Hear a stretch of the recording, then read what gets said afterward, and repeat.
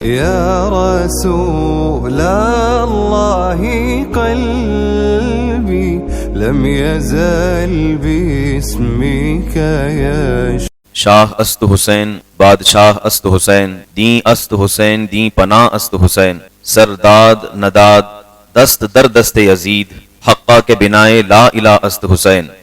قتل حسین اصل میں مرگ یزید ہے، اسلام زندہ ہوتا ہے ہر کربلا کے بعد.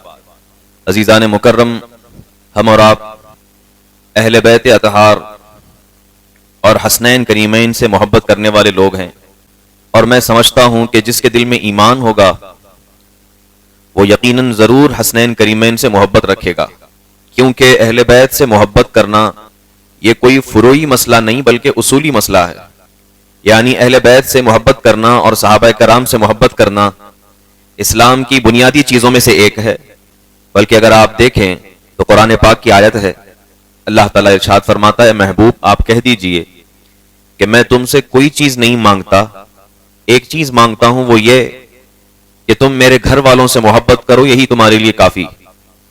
اس آیت کی تفسیر میں اگر آپ پڑھیں گے تو معلوم ہوگا کہ حضور سے اور ان کے گھر والوں سے محبت کرنا ہر مسلمان پر فرض ہے، فرض ہے، ایکسٹرا چیز نہیں ہے.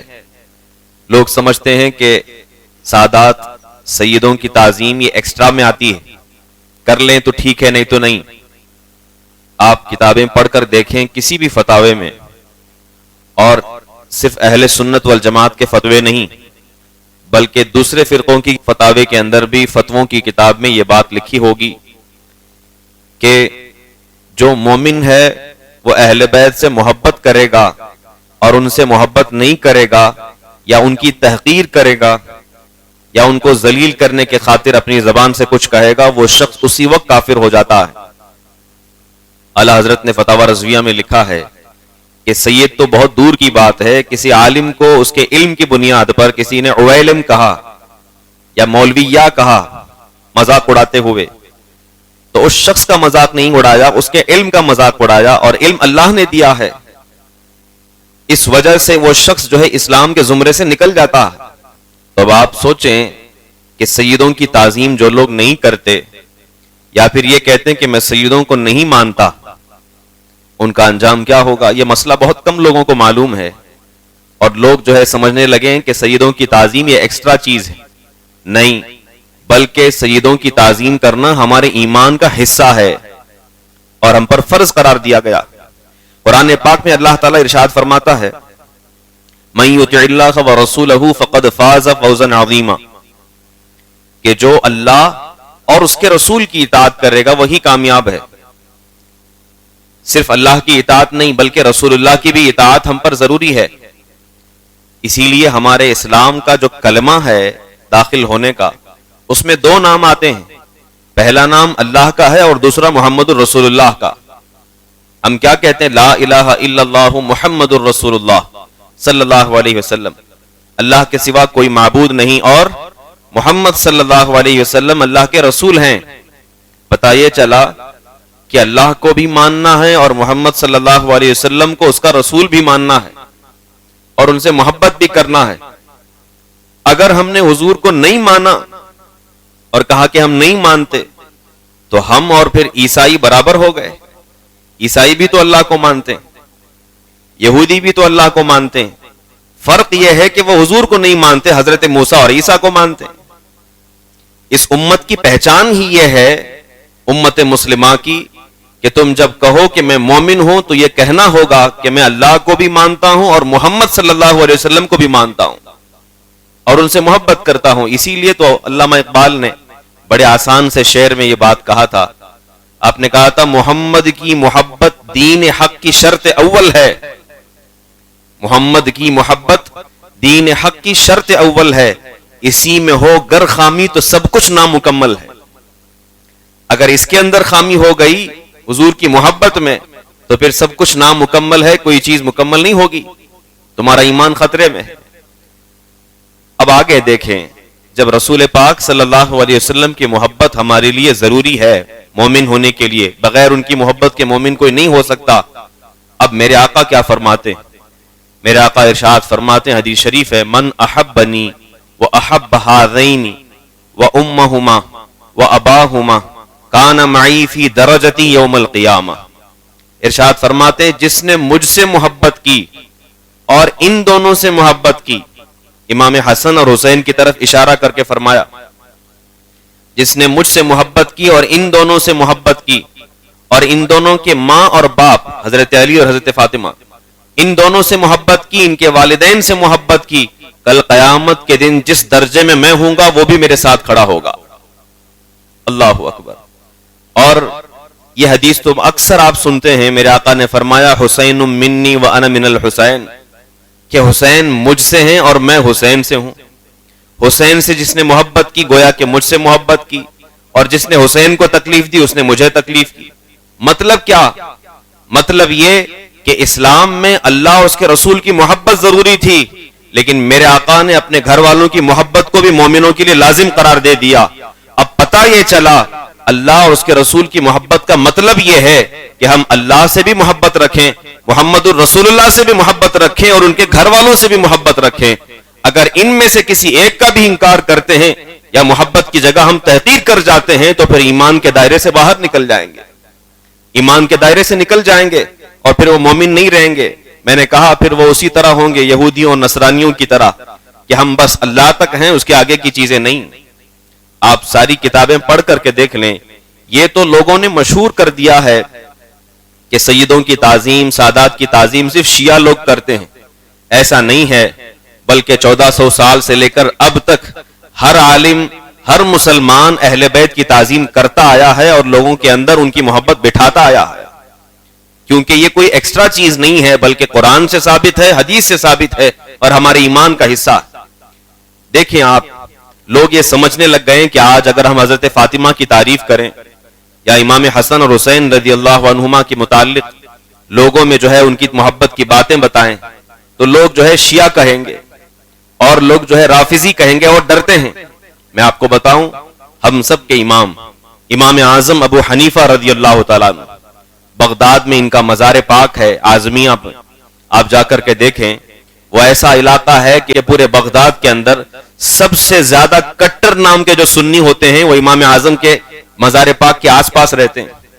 ان کا پورا ایک ایریا جو ہے وہ کٹر سنیوں کا ہے اب بھی، اور وہاں پر شیعہ مکتب فکر کے لوگ داخل نہیں ہو سکتے، اور شیعہ مکتب فکر کی جو کچھ بارگاہ ہیں وہاں پر یہ لوگ نہیں آ سکتے. اس طرح کے معاملات کہ امام اعظم کی چھوی جو آج پوری دنیا میں ہے وہ ایک کٹر سنی اور حنفی کی طرح. آپ جانتے ہیں ان کی پرسنل زندگی کے معاملہ. اللہ اکبر. امام اعظم ابو حنیفہ رضی اللہ عنہ سیدوں کی اتنی تعظیم کرتے تھے، اہل بیت کی اتنی تعظیم کرتے تھے کہ چند لوگ ان کے جو مخالف اور دشمن تھے ان کو شیعہ کہنے لگ گئے تھے. کتابوں میں ملتا ہے ان کو لوگ شیعہ کہنے لگ گئے تھے، اور آج ہم سب حنفی ہیں، ان کے ماننے والے. دنیا کے اندر کروڑوں کی تعداد میں حنفی پائے جاتے ہیں جو امام اعظم ابو حنیفہ کے ماننے والے. تو اس لیے گھبرانا نہیں کہ اہل بیت سے محبت کرنے پر کوئی ہمیں شیعہ کہے، کوئی رافضی کہے. ہمارا عقیدہ کیا ہے وہ اللہ بہتر جانتا ہے، کسی کے کہہ دینے سے نہیں ہو جاتا، بلکہ علماء اہل سنت جو تمہیں صحیح طریقہ بتائیں گے اس طریقے پر چلو گے. پھر لاکھ دنیا تمہیں برا بھلا کہے، یہ تو قیامت کو فیصلہ ہوگا کہ کون حق پر تھا، اہل بیت سے محبت کرنے والا تھا، اور کون اہل بیت کے نام پر جو ہے بغض و عداوت رکھنے والا تھا.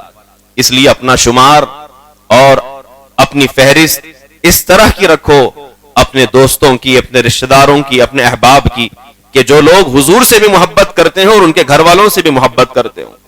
یہ بہت بڑا حصہ ہے. اور کتنے تو ایسے ہیں، بلکہ امام شافعی کے متعلق میں بتاؤں، ان کا عربی کا ایک بہت بڑا مشہور شعر ہے.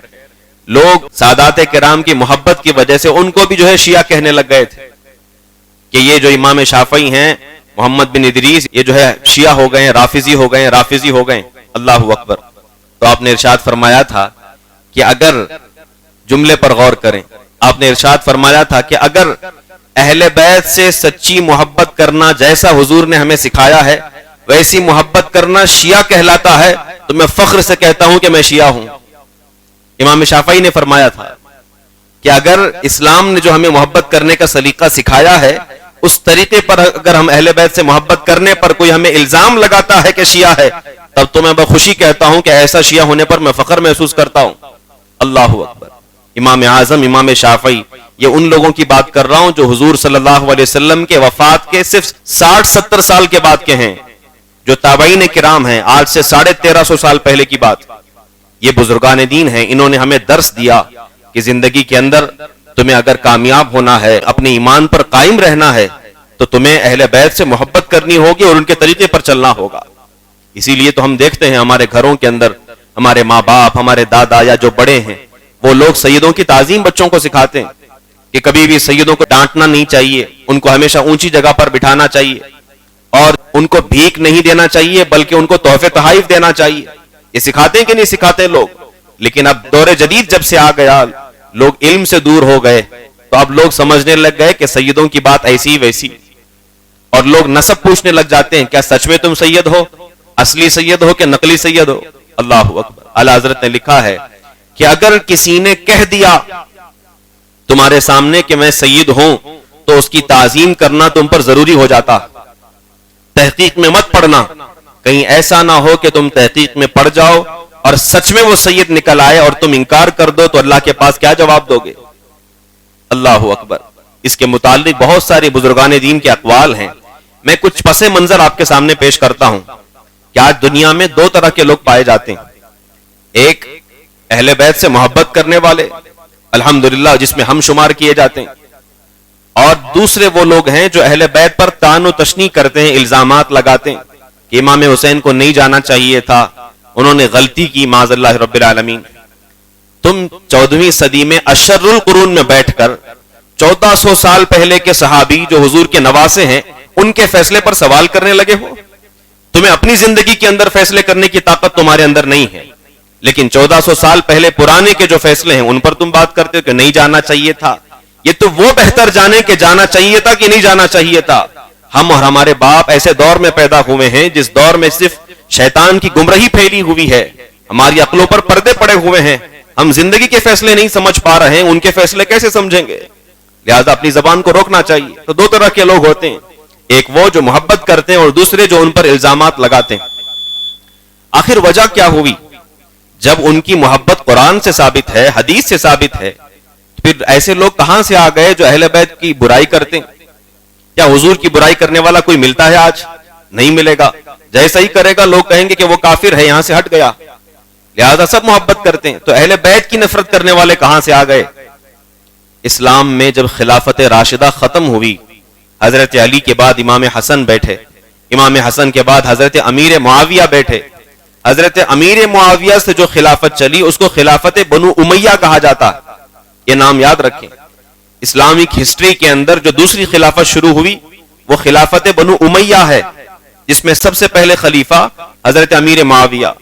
حضرت امیر معاویہ کا جو بیٹا تھا وہی یزید ہے، جس نے حضرت امام حسین سے جنگ کی اور زبردستی تخت پر بیٹھا، اور اس کے بعد لوگوں کے اندر چند علماء کو خرید لیا، چند اوباش غنڈوں کو خرید لیا اور گلی نکڑ پر بیٹھ کر کے ان کو اہل بیت کی شان میں گالیاں دینے لگوایا. اب معاملہ ایسا ہونے لگ گیا کہ وہ چیز ٹرینڈنگ میں آ گئی. ہوتا ہے جب حکومت کسی چیز پر زور دیتی ہے تو سچ کو جھوٹ کرنا پڑتا ہے، جھوٹ کو سچ کرنا پڑ جاتا ہے. بڑے بڑے کروڑوں کے خرچے بھی اچھائی کے طور پر بتائے جاتے ہیں کہ انہوں نے اپنا پرسنل خرچ کیا ہے، تمہیں کیا ہے. اس طرح کی چیزیں ہوتی ہیں. تو میں یہ کہنا چاہتا ہوں جب حکومت کسی کی طرف چلی جاتی ہے تو پھر سچ کو جھوٹ، جھوٹ کو سچ کرنا پڑتا. یزید نے یہ معاملہ رائج کر دیا تھا کہ اہل بیت کو گالی دینا ایک اچھی چیز ہے. اب دھیرے دھیرے دھیرے وہ معاملات اس قدر بڑھ گئے، یزید تو ختم ہو گیا، اس کے بعد جو ہے الگ الگ لوگ آتے گئے، 4-5 خلفاء گزر گئے، کئی سال گزر گئے. اب لوگ یہ سمجھنے لگ گئے کہ اہل بیت کی شان میں برائی کرنا یہ سنت ہے. کتابوں میں لکھا ہے کہ ہر ممبر پر، ہر مسجد میں لوگ بیٹھا کرتے اور عالم جب بیان کرتا تھا تو اہل بیت کے متعلق برائی کرنے کو فخر سمجھتا تھا. اللہ اکبر. کیسا دور آ چکا ہوگا کہ محمد عربی کے کلمہ پڑھنے والے ان کے خاندان والوں کو گالیاں دے رہے ہوں انہی کے ممبر پر بیٹھ کر. یہ رواج چل گیا اور اس میں کوئی تعجب کی بات نہیں ہے. جب کوئی چیز ٹرینڈنگ میں چل جاتی ہے اور نئی نسل جب ان کو دیکھتی ہوئی بڑی ہوتی ہے، انہیں تو معلوم نہیں ہوتا پہلے کیا ہو چکا ہے. جو چیز وہ اپنے ماں باپ کو کرتے ہوئے دیکھتے ہیں اسی کو سنت سمجھتے ہیں اور کرنے لگ جاتے ہیں. جیسے مثال کے طور پر چائنا میں اور روس میں اگر جا کر کے آپ آزادی کی بات کرو گے، فریڈم کی بات کرو گے، وہ لوگ پسند نہیں کریں گے، کیونکہ انہوں نے اپنے ماں باپ کو سیکولرزم اور کمیونزم کو دیکھا ہے اور اسی کو پسند کرتے ہیں. تو اب جا کر کے آزادی کی بات کرو گے، ان کو ہضم نہیں ہوگا. اسی طرح اہل بیت کے متعلق جو ہے ایک ٹرینڈ بنایا گیا اور کئی سال تک لوگ جو ہے گالیاں دیتے رہے. پھر اللہ تبارک و تعالی نے دو ایسی علامتیں ظاہر فرمائی کہ اس وقت کے علماء لکھتے ہیں کہ خلافت بنو امیہ میں اتفاق سے حضرت عمر بن عبدالعزیز خلیفہ بنے. عمر بن عبدالعزیز کون ہیں؟ جو حضرت عمر رضی اللہ عنہ کے نواسے ہیں، وہ خلیفہ بنے اور انتہائی عادل بہترین حکمران. بلکہ لوگ کہتے ہیں جب آپ کا زمانہ آیا تو ہمیں ایسا لگتا تھا کہ حضرت عمر کا زمانہ واپس آ گیا. بہترین زمانہ، بڑے عابد و زاہد، متقی اور پرہیزگار. جب آپ خلیفہ بنے، آپ نے سارے ممبروں پر واعظوں کو یہ کہنا بند کروا دیا اور حکومت سے بین کر دیا کہ آج کے بعد سے اہل بیت کی کوئی برائی نہیں کرے گا. تو لوگ آپ کے خلاف کھڑے ہو گئے، بغاوت کرنے لگ گئے اور کہنے لگ گئے کہ یہ تو ہمارے باپ دادا کرتے آ رہے تھے، ان کی برائی، امام حسن کی برائی، امام حسین کی برائی، آپ سنت کو ترک کر رہے ہیں. اللہ اکبر. آج بھی یہی کہتے ہیں لوگ، اگر لوگوں کو صحیح بات بتائی جائے تو کہتے ہیں ہمارے باپ دادا کرتے تھے. باپ دادا کا کرنا اسلام کے اندر دلیل نہیں ہے، محمد الرسول اللہ کا کرنا اسلام کے اندر دلیل ہے، صحابہ کرام کا کرنا دلیل ہے. ہمارے ماں باپ اگر گناہ کرتے ہوں تو کیا اس کو دلیل بنا کر کے پیش کرو گے؟ آج جو لوگ گلی نکڑ پر امام حسین رضی اللہ عنہ کے نام پر جو ہے جگہ جگہ تعزیہ داری اس طور پر کر جاتے ہیں کہ نقشے بنا کر، سر بنا کر، ہاتھ بنا کر، اور جب ہم انہیں کہتے ہیں کہ یہ حرام ہے اسلام میں تو کہتے ہیں ہمارے باپ دادا کرتے چلے آئے ہیں. اور اگر اوپر جا کر کے دیکھو گے تو ہندوستان میں سب کے باپ دادا جو ہے وہ کفار نکلے ہیں. وہ لوگ پوجا کیا کرتے تھے، کیا ان کا دیکھ کر تم آج بھی پوجا کرنے لگو گے؟ اسلام میں وہ چیز سمجھی جاتی ہے جو محمد رسول اللہ نے ہمیں بتائی ہے، نہ یہ کہ باپ دادا نے ہمیں بتایا ہے. سارے علماء کہہ کہہ کر کے تھک گئے، لیکن ہر سال ہم دیکھتے ہیں کوئی آگ میں کود رہا ہے، کوئی پانی میں کود رہا ہے، کوئی گول گول چکر لگا رہا ہے. کیا امام حسین کی محبتوں میں گول چکر لگانے پر دعوت دیتی ہے؟ کئی نوجوان جو اہل سنت والجماعت کے لوگ ہیں، سمجھدار ہیں، معاشرے کے اہم لوگ ہیں، ان چیزوں میں ہر سال ملوث ہوتے ہیں. اور کچھ تو ایسے ہیں، میں نے سنا ہے، امام حسین کا نام لے کر شراب پی کر کے وہ جو ہے اٹھاتے ہیں اور 10ویں محرم کو جو ہے ادھر ادھر گردش کرتے ہیں. وہ محمد الرسول اللہ صلی اللہ علیہ وسلم جنہوں نے شراب کو حرام قرار دیا، ان کے نواسے نے اپنے پورے خاندان کو داؤ پر لگا دیا اور شہید ہونے دیا صرف اس لیے کہ یزید تخت پر بیٹھے گا تو وہ شراب کو جائز سمجھتا تھا. آج تم حسین کا نام لے کر یزید کے کام کرتے ہوئے نظر آ رہے ہو. کل امام حسین رضی اللہ عنہ کی بارگاہ میں کیا جواب دو گے؟ اللہ اکبر. اس کا سوال ہم سب سے ہوگا، نہ یہ کہ صرف ان سے، بلکہ جو ذمہ دار تھے، جو سمجھدار تھے اور اپنے گھروں کے آس پاس دیکھتے رہے اور خاموش رہے، ان سب سے پوچھا جائے گا. میرے آقا نے کیا ارشاد فرمایا؟ ایمان کی مضبوطی کی علامت یہ ہے کہ جب تم دیکھو کہ برائی ہو رہی ہے تو اپنے ہاتھ سے روکو، اور ہاتھ سے نہیں روک سکے تو زبان سے روکو، اور زبان سے نہیں روک سکتے تو دل سے برا جانو. ہم تو یہاں ایسی حالت میں ہیں کہ دل سے برا جاننا تو دور کی بات، اس کو اچھا سمجھ کر کے دیکھنے کے لیے جاتے ہیں، اس کی ویڈیوز وائرل کرتے ہیں. یقیناً یہ امام حسین رضی اللہ عنہ کی محبت کا مذاق ہے. اس سے دور ہو جائیں، اور یہ فرقہ پرست گمراہوں نے تمہارے اندر ڈال دیا ہے. بلکہ اہل بیت کے نام پر محبت اس طرح کرو اور لوگوں کو بتاؤ کہ تم محبت اہل بیت اس طرح مناتے ہو کہ حضرت امام حسین کے نام پر کئی یونیورسٹیاں اور مدرسے بنا کر کے ہم دکھائیں گے، جہاں سے ہزاروں لوگ پڑھ کر کے عالم اور فاضل بنیں گے، لا کے لوگ بنیں گے، ڈاکٹر بنیں گے، اور دنیا میں وہ جہاں بھی جائیں گے وہ کہیں گے امام حسین کی برکت ہے کہ آج ہم ڈاکٹر ہیں اور تمہارا علاج کر رہے ہیں. امام حسین کی برکت ہے کہ ہم عالم ہیں اور خطبہ دے رہے ہیں. امام حسین کی برکت ہے کہ ہم ایک معاشرے کو سنوار رہے ہیں. اس طرح کے افراد پیدا کرو. یہاں لاکھوں کروڑوں روپیہ خرچ کر کے ان چیزوں میں ضائع کر دینا یہ کوئی بڑی بات نہیں ہے. اللہ اکبر. میں کہہ رہا تھا دو علامتیں سب سے زیادہ مشہور ہوئیں. ایک تو یہ کہ عمر بن عبدالعزیز نے بیان کروا دیا کہ آج کے بعد سے کوئی اہل بیت کے متعلق برائی نہیں کرے گا. اور دوسری سب سے بڑی علامت جو ہوئی، اللہ اکبر، آپ جانتے ہیں یزید جب تخت پر بیٹھا حضرت امام حسین کو شہید کرنے کے بعد زیادہ سال تک زندہ نہیں رہا. شراب پیتا تھا، جوا کھیلتا تھا، نماز کو جو ہے معاف کر دیا تھا لوگوں کے لیے. لوگ نماز چھوڑ چکے تھے. لوگ اپنی سوتیلی ماں، سوتیلی بہن سے نکاح کرنے کو جائز سمجھنے لگ گئے تھے. معاشرہ بہت بگڑ چکا تھا. یزید زیادہ سال تک نہیں رہا. 40 سال کی عمر میں، جوانی میں خود ہی مر گیا، ختم ہو گیا. اس کے بعد یزید کا بیٹا جس کا نام معاویہ ہے، اس کو بٹھایا گیا. وہ 21 سال کا نوجوان تھا، لیکن اخلاق، معاملات اور سمجھداری میں اپنے باپ کے بالکل برعکس تھا، بالکل اپوزٹ تھا۔ جب اس کو تخت پر بٹھایا گیا وہ بیٹھ گیا۔ کون سی خلافت؟ وہ خلافت جو صدیق اکبر رضی اللہ عنہ سنبھالتے آ رہے ہیں، حضرت عمر نے جس کو پھیلایا ہے، حضرت عثمان نے جس کو مستحکم کیا ہے، حضرت علی نے مضبوطی دی ہے، حضرت امیر معاویہ نے پھیلایا ہے، وہ خلافت جو حضور سے چلی آ رہی ہے، اب اس پر یزید کا بیٹا 21 سال کا نوجوان بیٹھا۔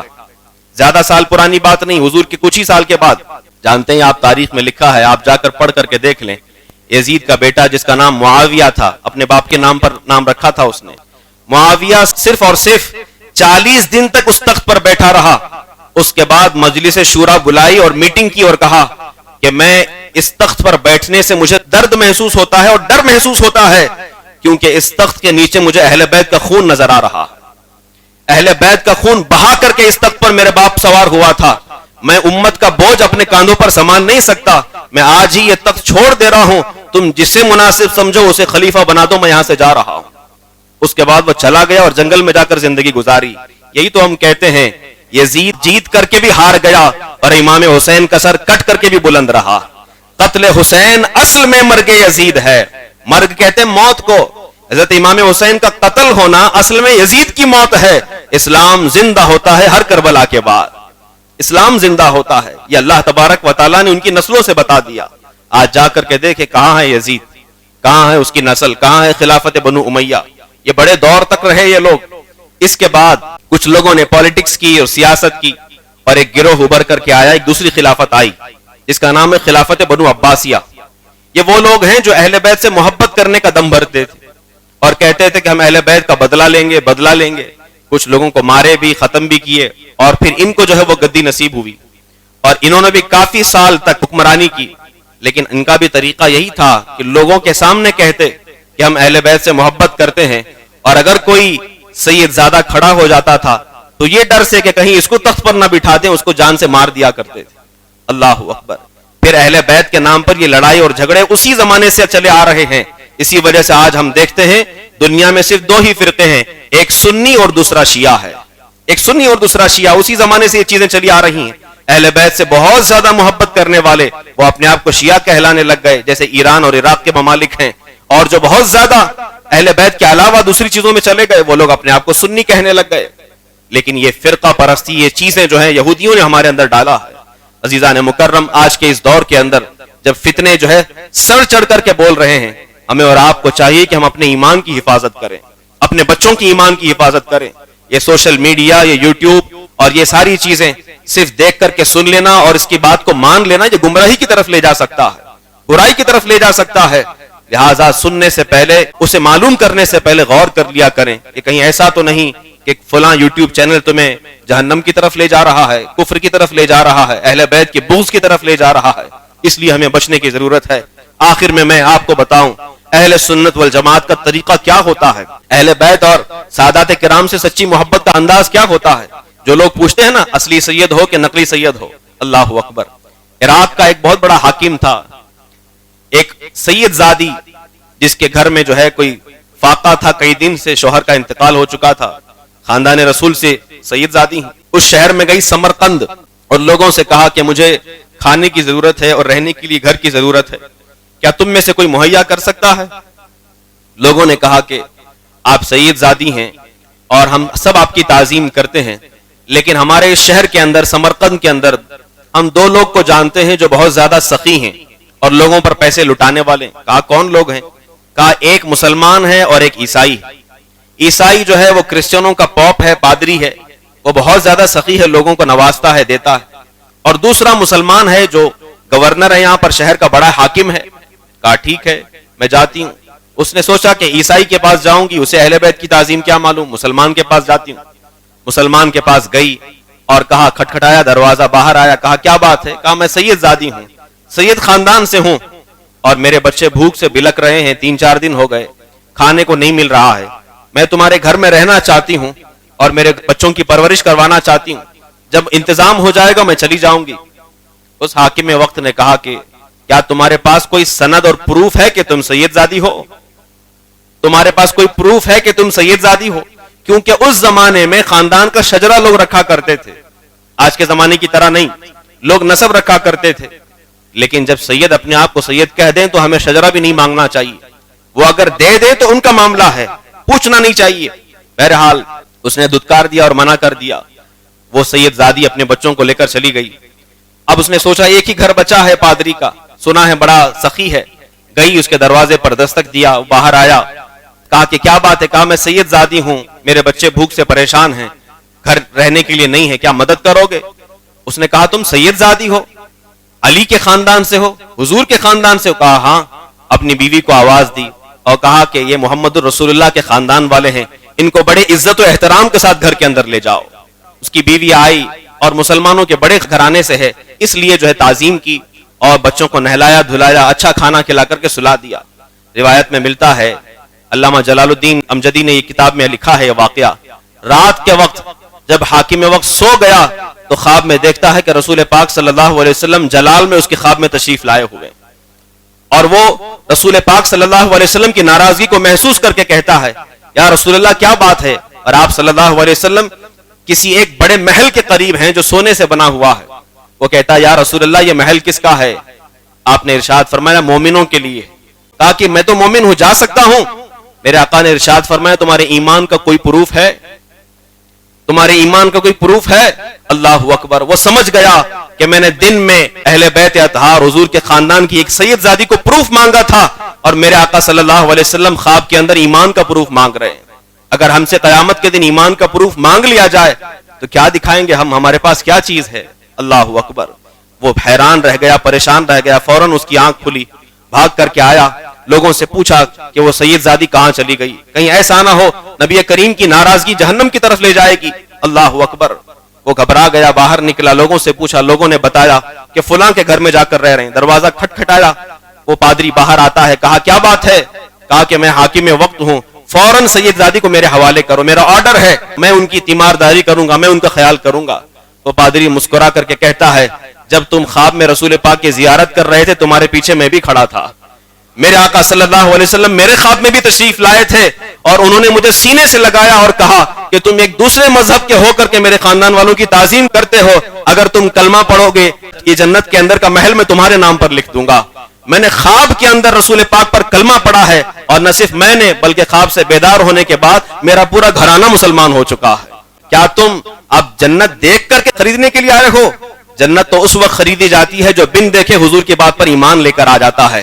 قرآن کیا کہتا ہے؟ الذین یؤمنون بالغیب، وہ لوگ جو بنا دیکھے اللہ پر ایمان رکھتے ہیں ان کا مقام سب سے زیادہ بلند ہوا کرتا ہے۔ یقیناً مسلمانوں اہل بیت کی تعظیم تمہیں جنت کی طرف لے جاتی ہے، اہل بیت کے متعلق تحقیر آمیز جملے تمہیں جہنم کی طرف لے جائیں گے۔ اس لیے اہل سنت والجماعت کا عقیدہ کیا ہے؟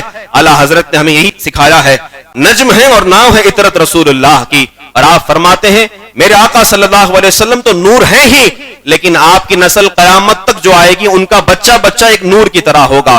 تیری نسل پاک میں ہے بچہ بچہ نور کا، تو ہے عین نور، تیرا سب گھرانہ نور کا۔ اللہ تعالیٰ سے دعا ہے اللہ ہمیں کہنے سننے سے زیادہ عمل کرنے کی توفیق رفیق عطا فرمائے۔